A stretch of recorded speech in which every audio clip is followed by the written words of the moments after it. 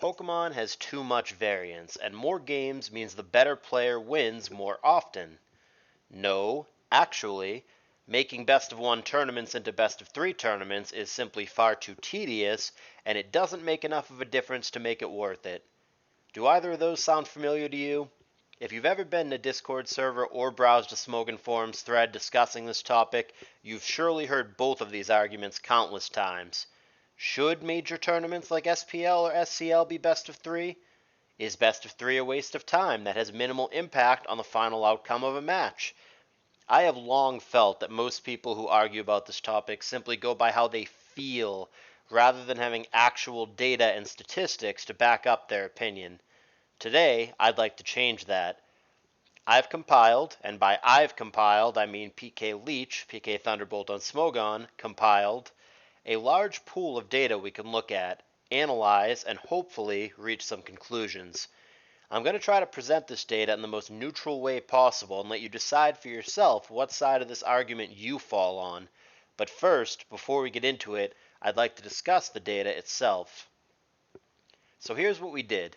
PK Leech looked at several tournaments that I personally have been involved with and have familiarity with, all of which were best of three. And specifically, he looked to answer the following question, which is going to make up the core premise of this video. In a best of three match, how often did the player who won game one go on to win the set? In other words, how much of a difference does best of three actually make? Of course, there are a few major asterisks I need to put on this data before we get into the raw numbers, so let's get those out of the way. First of all, this data is imperfect and incomplete.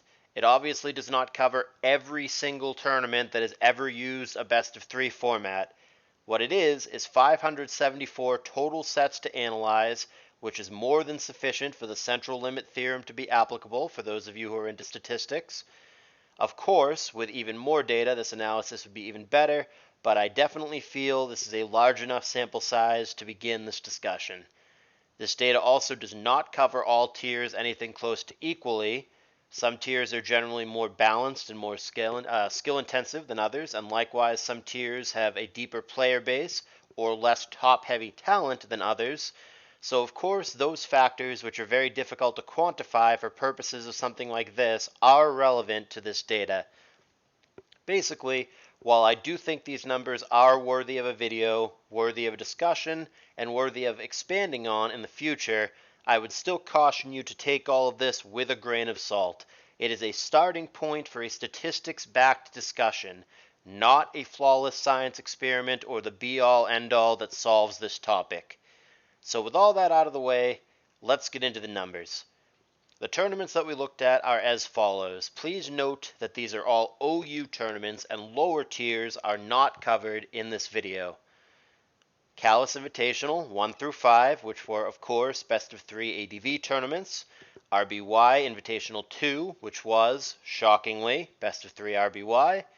GSC Invitational 1, which was, shockingly again, best of 3 GSC.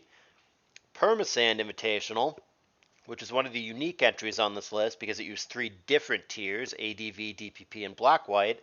And finally, the recently concluded Kalos Crew Challenge, which used all 8 of the current OU tiers that exist, making a brief note that this video was created at a time when Gen 9 has been announced and is coming in a few months, but it has not yet been released. In total, that's 9 tournaments and all OU tiers are covered to some extent, though it is of course ADV heavy given the 5 Kalos Invitationals, plus the 2 other tours that played ADV. And here are the numbers. In Kalos Invitational 1, 60 sets were played, and the winner of Game 1 went on to win the set 49 times, or 81.7%. In Kalos Invitational 2, 60 sets were played. The winner of Game 1 went on to win the set 41 times, or 68.3%. In Kalos Invitational 3, 76 sets were played. The winner of Game 1 went on to win the set 58 times, or 76.3%. In Kalos Invitational 4, 76 sets were played. The winner of Game 1 went on to win the set 62 times, or 81.6%. In Callus Invitational 5, 77 sets were played, and the winner of Game 1 went on to win the set 49 times, 63.6%. In RBY Invitational 2, 64 sets were played. The winner of Game 1 went on to win the set 51 times, 79.7%.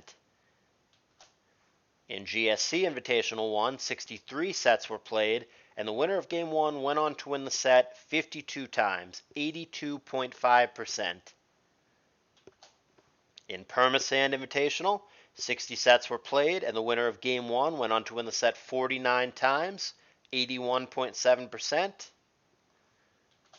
And finally, in Callus Crew Challenge, 38 sets were played, and the winner of Game 1 went on to win the set 28 times, 73.7%. Our final numbers across all 9 tournaments are as follows. 574 sets were played, and the winner of Game 1 went on to win the set 439 times, or 76.5% of the time. So, now that we have those numbers, we need to consider how this would affect a major tournament.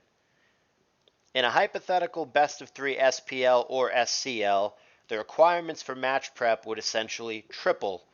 Many players find it very challenging and time-consuming to build and properly test a new team each week as it is. Now imagine having to build and test 3. Also consider in long tournaments, such as the aforementioned SPL, it's very common for players to exhaust themselves and feel very burnt out in the latter weeks of the tournament, and certainly afterwards. Best of 3 would inevitably exacerbate this problem. There's also the quality of the matches themselves. Inevitably, as the tournament plays out, fatigue sets in and ideas run dry, players would likely begin to simply recycle teams or borrow teams from other sources, such as a friend or copying a known or public team, regardless of their level of comfort or experience with that team, and this does not necessarily lead to the best spectator experience. Finally, scheduling. As it is, scheduling is one of the most difficult and frustrating aspects of tournaments. With a global player base, unique real-life schedules, and some of us, believe it or not, being actual adults with full-time jobs, spouses, responsibilities, it can be a real pain in the ass to find an hour on any given day that works for both players.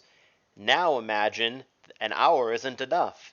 Imagine having to find a 2-hour window, potentially even more, in which you and someone halfway around the world are both free, awake, and able to play.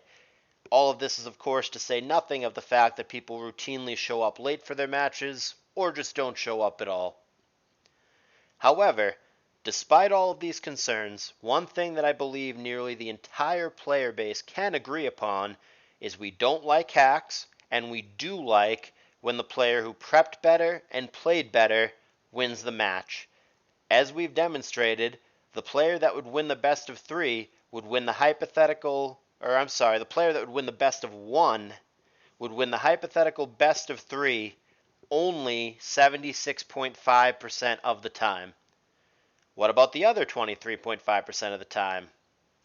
Does that 23.5% warrant all the extra prep, the increased potential for burnout, the recycling of teams, and the additional scheduling headaches? For many of you, it may. How you feel about this is entirely subjective. Even with the data, I can't tell you that one way is definitively better than the other. I'll leave that decision up to you. Please let me know in the comments what you think, and please consider leaving a like and subscribing to the channel. I don't make videos like this very often, and a lot of time and effort went into making this, so I'd really appreciate your support. Special thanks again to PK Leach for compiling this information, and of course to my lovely wife for helping me not only write this script, but also with the PowerPoint presentation. If enough of you find this topic interesting, perhaps we can revisit this or make videos similar to this in the future, but that's going to be all for now. Thank you for watching, and I will see you in the next video.